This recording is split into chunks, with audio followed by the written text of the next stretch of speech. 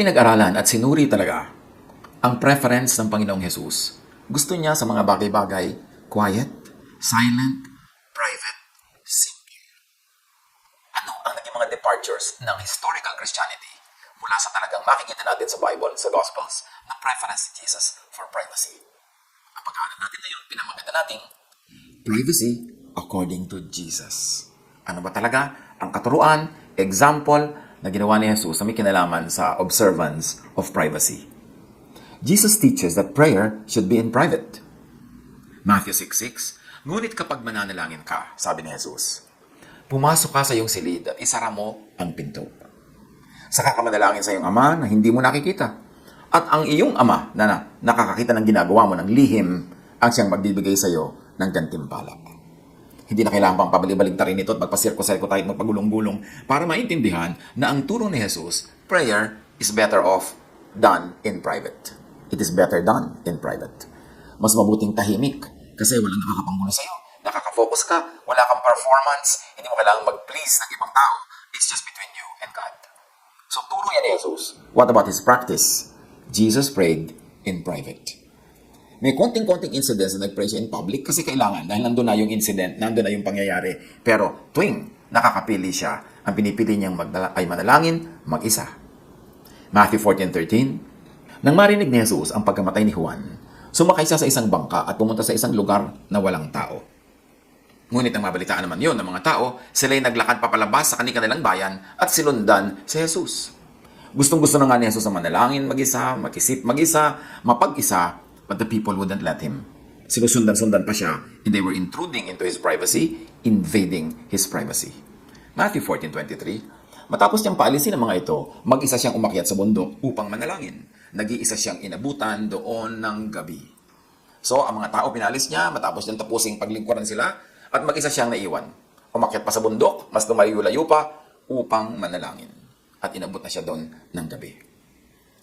Jesus teaches that solving interpersonal conflict should be private as possible. Matthew 18:15-17. Kung magkasala sa iyo ang kapatid mo, puntahan mo siya at kausapin ang sarili na tungkol sa kanyang kamalian. Kapag nakinig siya sa iyo, naibalik mo na ang inyong pagsasamahan bilang magkapatid. Ngunit, kung ayaw niyang makinig sa iyo, magsama ka pa ng isa o dalawang tao upang ang lahat ng pinag-usapan ninyo ay magpatunayan ng dalawa o tatlong saksi. Kung ayaw niyang makinig sa kanila, sabihin mo sa iglesia ang nangyari. At kung ayaw pa rin niyang makinig sa iglesia, ituring mo siyang parang hentil o isang maniningil ng buwis. Merong mahalagang maunawa dito sa teaching na ito ni Jesus. Ang setting, church. Pag daw na-offend ka o may kasalanan sa iyo ang isang kapatid, kausapin mo siya sarilinan, kayo lang dalawa. Hindi mo siya pag-uusapan kasama ang ibang tao. Hindi mo ikakalat sa iba ang nangyayari. Ang pupuntahan mo mismo, yung sa tingin mo ay nakakagawa sa iyo ng mali. Kayo lang dalawa, mapag-isa kayo. Pagka daw naayos na yun, edi ayos na, sarado na, tapos na, ilibing na ang kwento. Pero pag hindi pa rin daw siya nakinig sa'yo, magdala ka pa ng isang taong saksi, tutulong sa'yo, at kung ayaw pa rin makinig sa inyong dalawa, tatlo na kayo, at kung ayaw sabihin daw sa church. Anong pinagkaiba ng church na tinutukoy dito ni Jesus sa church ngayon? Ang mga churches noon ay home churches, house churches. Ang miyembro ng church ay miyembro ng the same household. Maaring ito ay nuclear family, tatay, nanay, magkakapatid, o extended family. Merong tiya, may tiyo, may lolo, may lola, may pinsan, pwedeng ganon. Isang compound, halimbawa kayo na magkakasama sa hanap buhay, sa trabaho. Kung ano man ang trade nyo, kung carpenter kayo, kung kayo ay farmer, kung kayo ay gumagawa ng fabric, isang compound kayo yung church. Anong pinagkaiba nun sa ngayon? Kasi sabi, pag hindi nakinig sa'yo, magsama ka ng isa o dalawa. Kasi kung ano man yung skandalo na yun, kung ano man ang problema na yun, kung ano man yung ginagawang kasalanan sa'yo, hindi yung lalabas ng pamilya kasi ang isasama mong saksi, ang isasama mong makakausap sa kanya ay member niya of the same household. At syempre, pag member of the same household, kahit pa mayroong mga hinduaan ko minsan, pag-iingatan nyo pa rin ang puri, ang dangal ng isa't isa, hindi nyo pa rin yan ilalabas ng bahay at dadalhin sa barangay ang chismis. So yun yung premise, yun yung context na ito. At sabi, pag hindi pa rin nakinig sa dalawa o tatlo, sabihin sa buong church. Ano yung church? Baka 10 tao, 20 tao at most, ang konti-konti nyo kasi nga house church. So hindi kakalat at sasambulat sa buong bayan yung kasalanan o yung pagkukulang o yung issue. Kasi kayo pa rin yun, meron pa rin kayong malasakit sa isa't isa at hindi nyo pa rin ipapahiya needlessly sa labas ng bahay, sa labas ng tahanan o compound, yung kung sino mong gumagawa ng kasalanan. Okay, fast forward to today. Ang churches, 50 ang tao, ang dami na nun. Hindi na sila member of the same household. Magkakaroon ba yon ng the same malasakit?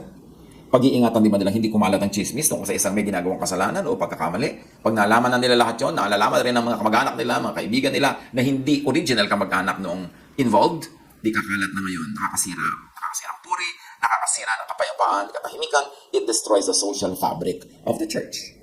Kung 100 ang members ng church, 200, 300, at may uso pa mga mega churches na libo-libo. Tapos merong kasalanan, hindi nakinig sa isa, 2 o 3, ipupulpito mo, ilalagay mo sa entablado, tatawagin mo doon, may internet pa ngayon, may camera, napapanood pa ng live stream, buong daigdig na ngayon na nakaalam ng problema ng isang tao at ng another tao o 2 o 3, pero dahil sinunod nyo yung verses na yon na hindi naman naiintindihan yung context, ganun ba ang ma-achieve na ending? Wala nang privacy. So wala nang privacy yung problema ng tao, wala nang privacy yung hidwaan nila, lalaki, magkakampi-kampihan ng marami, machichismis pa yung mga ibang involved. Kasi syempre, hindi kahit naman member kayo of the same church, wala naman talaga nung deep love that a family member has for another family member. Dahil hindi mo naman kilala, ang dami-dami nyo, hindi ka na masyadong concerned. Pag-uusap-usapan nyo na ngayon, pag nagkakampi kayo, kumakain o nagte-text o sa Facebook, iba na ang panahon. Yung privacy na gusto ni Jesus, dapat pa rin natin yung i-respect. Kasi yung pa rin ang diwa ni Jesus. At yung church noon, konti lang, family, hindi mega, hindi iba-ibang pamilya at iba-ibang lahit, iba-ibang linguistic groups ang nandun na wala na silang ganung close affinity para pag malasakitan yung mga involved sa problem at sila ay huwag ibilad sa kahiyan. Importanteng isipin natin yon. Huwag kang sunod sa verse, hindi mo naman naiintindihan yung verse. Dapat makukuha natin yung context ng historicity of the event. So as we have said, the church then was a family or a small circle of people close to and interdependent with one another. Ngayon, ano mangyayari? Pagka hindi siya nakinig sa inyo, ituring nyo siyang outsider. Ibig sabihin kasi, kung pare-pareho kayong carpenters, yun ang industry nyo, furniture, pag meron kayo itunuring na outsider, hindi siya kasama sa production, wala siyang sweldo, wala siyang kita. Pag farmer kayo, hindi siya kasama sa farming. Pag may trade kayo, hindi siya kasama. Mauobliga siyang mag-behave kung ayaw man niyang kusang mag-behave. Kasi mawala siya ng hanap buhay. At baka ipatanggal niyo pa siya, palayasin doon sa inyong bahay at kung pangwawalan pa siya ng tirahan, lalo siya maobligang sumunod. Pero ngayon, sa context ng church ngayon, ipupulpito mo, ipapahiya mo, ibibisto mo sa lahat ng kasalanan ni ganot na ganon, ituturing niyo pa siyang outsider, papatanggalin niyo pa siya sa church niyo, di lalo siya natuwa. Kasi nakalaya siya sa inyong judgment, nakalaya sa inyong mapanuri na paningin at sa inyong pagmamatsyag at pagmamasid. It will not achieve the same effect that it had in the times of Jesus. Pag tiniwalag mo ngayon isang tao, di atin lang siya sa ibang church, tuwan-tuwa pa yung iba na tanggapin siya, lalo siya ay musician, o singer, o giver, o mayaman, o tinanggal mo pa, nawala yung purpose, hindi ma-achieve yung purpose. At saka, hindi naman family member mo, ituring mo mga outsider, hindi mo rin naman napalaya sa iyong bahay, hindi mo natanggalan ng trabaho, so nawala yung effect na effective lang sa house church. So pag-isip-isipan natin, bago tayo nag-a-apply ng mga verses na in the end nagiging cruel tayo, nasisira yung privacy ng tao, nabibisto ang kanyang mga private lives na hindi naman kailangan ibuyang-yang sa lahat ng taong hindi involved. Pagka hindi sila involved in the commitment of whatever crime people consider to be criminal, di dapat yun lang involved ang makasali sa usapan kasi stakeholders sila. Little knowledge of Scripture, little knowledge of its historical and cultural background can lead to very erroneous interpretations and even cruel applications. Si Jesus, mahalaga sa kanya ang privacy, mahalaga sa kanya yung dangal, puri, katahimikan at kapayapaan ng individuals. Jesus teaches that those receiving miracles should keep quiet about it. Mark 1:43-44. Matapos mapagbilinan, agad siyang pinaalis ni Jesus at pinagsabihan ng ganito, "Huwag mong sasabihin ito kanino man. Sa halip ay magpakita ka at magpasuri sa pare. Pagkatapos mag-alay ka ng handog para sa Diyos ayon sa iniuutos ni Moses bilang patunay sa mga tao na ikaw ay magaling at malinis na." So, sabi ni Jesus, huwag mong ipamalitan na pinagaling kita. Ano naman ang ginagawa ngayon ng maraming tao? Public testimony na pinagaling siya, itong ginawa ng Diyos sa kanya. Yung ba ang turo ni Jesus o hindi? Bakit kailangan noon na magpakita sa priest para magkaroon ng testimony pinagaling? Kasi yung priest ang nagde-declare pag ang isang tao unclean. Therefore, naku-quarantine siya, hindi siya nakakapagtrabaho, hindi siya nakakahalubilo sa lipunan, sa kanyang mga mahal sa buhay at mga kaibigan. So, kailangan i-declare uli ng priest na clean na siya para makabalik siya sa lipunan. That is what the testimony is for. Pero sa buhay natin ngayon, applicable ba itong sinasabi ni Jesus? Manahimik ka dyan. Ayoko na mga tao naniniwala sa akin because of the miracles, because of these big stories. Gusto ko magkaroon sila ng personal na pagkakaunawa sa aking katotohanan, sa aking pag-ibig, at buong katahimikan nila itong ma-absorb at maintindihan, hindi sa pamamagitan ng mga ingay at napakalalaking mga event. Mark 1:34, and Jesus healed many who had various diseases. He also drove out demons, but he would not let the demons speak because they knew who he was. Again, katahimikan na naman ang gusto ni Jesus. Tapos, uso ang overly noisy testimonies. Hopefully, such modern practices are not just for marketing devices or are not just marketing devices. Na hindi lang yun para maipromote ang isang church, so mag-member kayo dito, tamalig kayo, o maipromote ang isang tao na siya, healer, sumunod tayo sa kanya, ang ating dinadalangin. Meron talagang napaka-sincere, nakagustuhan lang na punihin ng Diyos. Pero kahit pa nga, yun ba ang style na gusto ni Jesus? Mag-isip-isip tayo. Dapat lagi nating suriin yung gospel Christianity, biblical Jesusness, kesa sa mga practices ng church over the past 2,000 years. Dapat laging suriin, maka-Jesus ba yan? Jesusness ba ang bunga niyan at style niyan sa mga pinagagagawa natin? There are many other examples of preference for privacy, tulad sa Matthew 6:17-18. Sabi ni Jesus, sa halip, kapag nag-aayuno ka, maghilamos ka, lagyan mo ng langis at ayusin mo ang iyong buhok upang huwag mapansin ng mga tao na ikaw ay nag-aayuno. Ang iyong ama na hindi mo nakikita, ang tanging makaalam nito, siya na nakakakita ng ginagawa mo ng lihim, ang siyang magbibigay ng gantimpala sa iyo. Pati yung pagpa-fast, dapat very private, very quiet, hindi kita ng iba na nagpa-fast ka. Kumusta naman ang practices ng marami sa fasting ngayon? Ganun pa rin ba? Tahimik, quiet, hindi ipinapahalata? O masyadong publicized and announced? John 7:10, however, after his brothers had left for the festival, he went also, not publicly, but in secret. Hindi ipinapaliwanag, pero laging ipinapakita na mas gusto ni Jesus tahimik. Quiet coming and going. Quiet participation. Quiet healing. Quiet faith. Quiet prayer. And yet, sinusunod ba yan ng mga taong tinatawag ang mga sarili nilang Christians? Matthew 6:31, then because so many people were coming and going that they did not even have a chance to eat, he said to them, come with me by yourselves to a quiet place and get some rest. Si Jesus, kahit marami pang mga taong nangangailangan ng ministration, pagalingin, i-counsel, ipanalangin, pakainin, pinaiwan muna ni Jesus sa mga yon, sa kanyang mga disciples, kasi pagod na yung mga disciples. Gutom na, puyat na. Ganyan ba tayo ngayon sa ating mga workers? O mabait lang ang church sa guest, tapos halos slave driver sa workers. Yung pagka-guest ka sa church ay may mga palibre-libre pang kape, may mga pa-welcome pa, pa-nicey-nicey. Tapos pag naging worker ka na, sobrang-sobra ka ng tinitipid, sobrang-sobra ka ng pinapagod, very, very much underpaid and overworked. Si Jesus, mabait sa kanyang mga workers. To the point na niyaya niya at matahimik na umalis, pumunta sa isang tahimik na lugar, magpahinga, kahit pa nga merong pressing need from the many people who needed their ministrations. Si Jesus, mabait doon sa pinaglilingkurang publiko, pero mabait din siya sa kanyang mga kamanggagawa, sa kanyang mga workers. Gaano natin masasabi sa church workers ang ganyang katotohanan? Mabait ba ang church sa church workers? O mabait lang sa bisita para ma-attract, mag-join? At pag naging member na siya, lagot na siya dahil top na siya, nando na siya. Ganun ba? Nawa, katulad tayo ni Jesus lagi. Kasi sinasabi natin, tayo ay Christian. Pag Christian ka, dapat punong-puno ka ng Jesusness. Hindi Mosesness, hindi lang Paulness or Peterness o kung ano mang ness yan. Kasi mga tao lang sila. Maaring merong mga sistema na hindi sang-ayon sa pamamaraan ni Jesus. Kaya laging suriin ang pamamaraan ng lahat ng religious teachers, religious groups, and churches sa lain kay Jesus. After all, Jesus is the measure of all things, and in Him, all things hold together and should hold together. Mark 8:29-30. Ngunit kayo naman, ano ang sinasabi niyo kung sino ako? Tanong ni Jesus sa kanyang mga disciples. Sumagot si Pedro, kayo po ang Kristo. Huwag ninyong sasabihin kanino man kung sino ako. Mahigpit na utos niya sa kanila. So ang style ni Jesus hindi maingay, hindi loud, tahimik. Dahil merong himala na nangyayari sa tahimik na approach, sa tahimik na pamamaraan, tahimik na pag-iisip, tahimik na pananalangin. Mark 9:28, after Jesus had gone indoors, his disciples asked him privately, why couldn't we drive it out? So, na-absorb na rin ng mga disciples yung style ni Jesus to the point na meron silang tanong, hinintay nilang mapag-isa sila, sinundan nila si Jesus, at nung nag-iisa na sila, doon nila tinanong sarilinahan. Hindi lahat ng bagay dapat maingay. Mark 9:9, as they were going down the mountain, Jesus gave them orders not to tell anyone what they had seen until the Son of Man had risen from the dead. So, pati ang pagkukwento tungkol sa mga kababalaghan, mga himala, at kung ano-ano pang magagandang bagay, may tamang time. Hindi lahat ng time is a good time to tell spiritual things and truths to many people. So from the gentle, quiet, simple work of Jesus that focus on personal, inner self-growth, some Christianities had evolved to be very public, loud, aggressive, outward, performance-crazed, frenetic.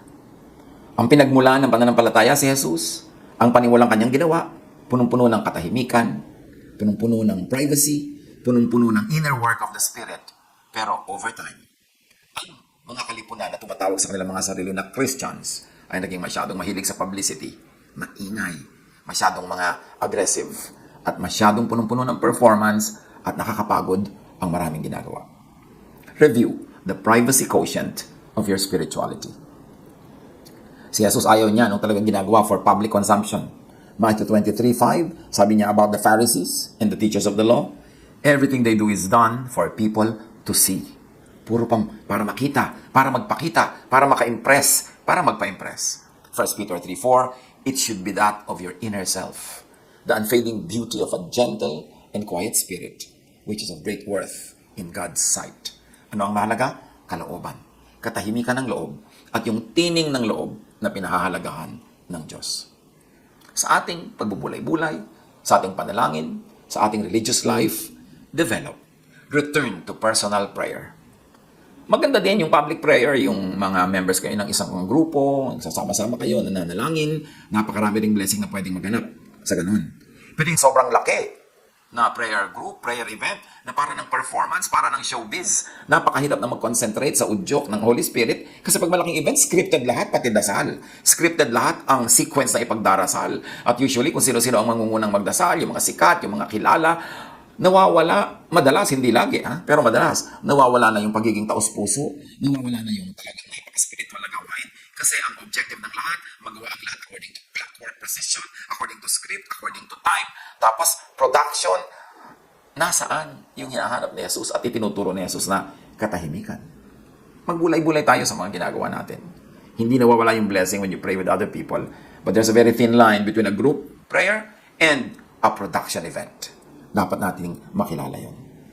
Develop. Return to personal worship. Hindi kailangan lahat ng worship ay group worship. Hindi kailangan laging maraming tao. Hindi kailangan laging production. Although, you can do a maraming tao event, yung maganda, well done, may mga ilaw, may mga tugtog, may mga sayaw, na hindi production, hindi performance, kundi taos-puso. Pwedeng gawin yun. Ang sinasabi lang natin, bantayan ang sarili. Kasi baka show na yan. Baka isa ng palabas. Pero hindi lahat ng maganda, hindi lahat ng malaki ay palabas. Pero napakapayat ng pagkakaiba.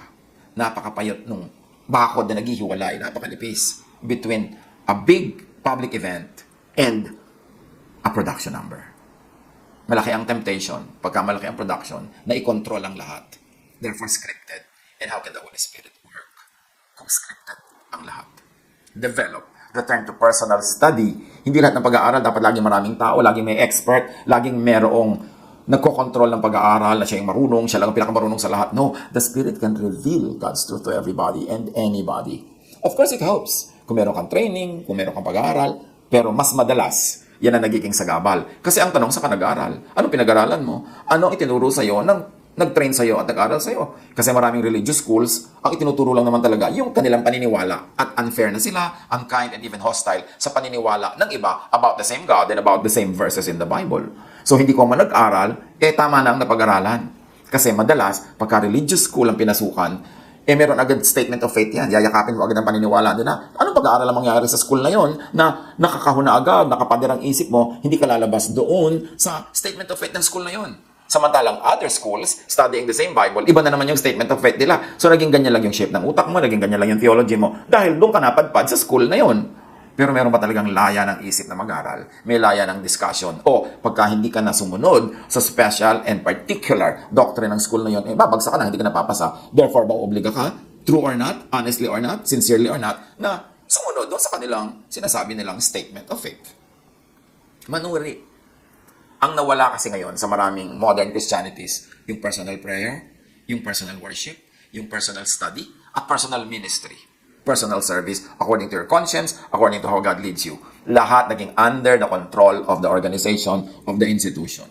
Lahat, ang prayer mo, ang pagpe-pray mo, ang menu ng iyong prayer, kailan yun, ang pag-worship mo, ang paraan nun, ang pag-aaral mo, ang pag-aaralan doon, ang ministry mo, controlled lahat ng organization.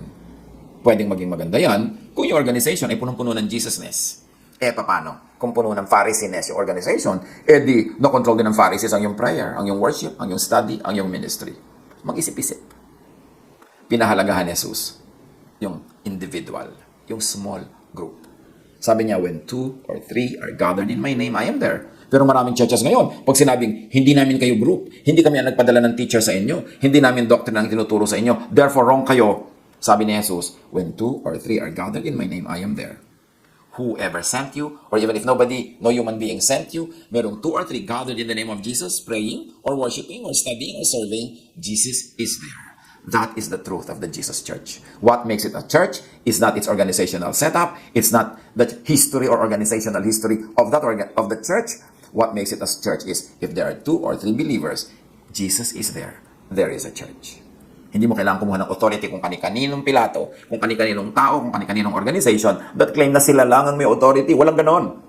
When 2 or 3 are gathered in the name of Jesus, Jesus is there. Huwag tayong magpakontrol ng sobra. Maganda rin yung may organization, yung may control. Kung ikabubuti, pero kung nakokontrol ka, pati ang iyong paniniwala, ang iyong paglapit sa Diyos, ang iyong panalangin, ang iyong mga aspirations, Jesus came to set free. We should know the difference between being in an organized activity and being in prison, a religious prison. I-develop natin ating church membership. Maganda yan. Marami tayong mapupulot dyan. Pero lagi tayong manuri kung tayo ay nagiging Pharisee church or Jesus church. And even if you're already in a very Jesus-centered church, huwag mo pa rin pababayaan ang personal and private prayer, worship, study, and ministry. Kasi doon ka lang magiging totoong-totoo, ikaw na ikaw, kaniig ang Diyos. Pag-isipan ito, i-develop. Hindi magagalit ang Diyos na meron kang ganyang personal spiritual activities. Gusto nga yan ni Jesus. God bless us all.